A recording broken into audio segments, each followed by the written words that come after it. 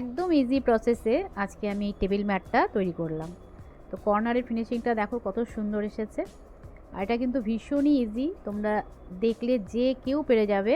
তো চলো কিভাবে করেছি সেটাই আজকে আমি তোমাদের সাথে শেয়ার করব। দেখতেই পাচ্ছ কত ভালো লাগছে। তো প্রথমে দেখো আমি আমার মাপ অনুযায়ী কাপড় নিয়ে নিয়েছি। তো তোমরা চাইলে স্কোয়ার শেপও করতে পারো, আমি এখানে রেক্ট্যাঙ্গেল শেপ করছি।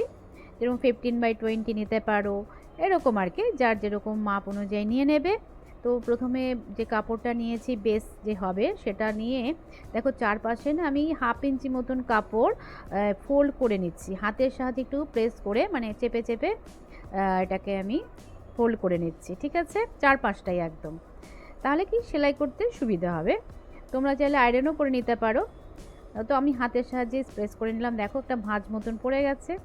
তো সেটাকে আমি 4-5টা মেশিনের সাহায্যে সেলাই করে নিচ্ছি। একদম যেভাবে আমি ফোল্ড করেছিলাম ঠিক সেই ফোল্ডটাকে ধরে চারপাশে একটা চাপ সেলাই দিয়ে দিচ্ছি। তো এটা আমার কমপ্লিট হয়ে গেল।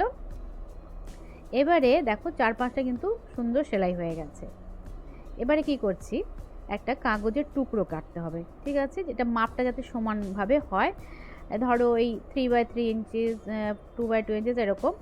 তো এইভাবে মাপ করে কেটে নেবে একটা স্কোয়ার শেপের কাগজ। দেখো আমি একটা টুকরো কেটে নিলাম। তারপরে এইভাবে ফোল্ড করবে, কর্নার টু কর্নার এভাবে ধরে ফোল্ড করে নেব। নিয়ে এই যে কাপড়ের কর্নারগুলোতে যে টুকরোটা আছে তার কর্নারগুলোতে এইভাবে বসিয়ে আমি একটা মার্কিং করে নিচ্ছি। দেখো ঠিক এইভাবে মার্কিং করে নেব, তাহলে কি একদম সমান হবে মাপটা, চারপাশের যে মাপটা হবে একদম সমান হবে। সেই জন্যই এই প্রসেসটা করা। তো দেখো এইভাবে 4টে কর্নারে আমি এরকম মার্কিং করে নিলাম। এবারে এইভাবে আমি আগে কর্নারগুলোকে কাট করে নেব। ঠিক এই দেখো এইভাবে জাস্ট ধরে ধরে মার্কিংয়ের ওপর দিকে কাট করে নিচ্ছি। খুবই ইজি, তোমরা কিন্তু যে কেউ পেরে যাবে এটা, মানে যদি করতে চাও। তো হয়ে গেল কাট করা। এবারে কি করছি দেখো, এইভাবে জাস্ট ধরবে, ধরে তারপরে প্রত্যেকটা কর্নারকে এইভাবে সেলাই করতে হবে। তো তোমরা যদি মেশিন না থাকে তোমাদের হাত দিয়ে করে নেবে। তো আমার যেহেতু মেশিন আছে সেই জন্য মেশিনের সাহায্যে করে নিচ্ছি, তাড়াতাড়ি হয়ে যাবে।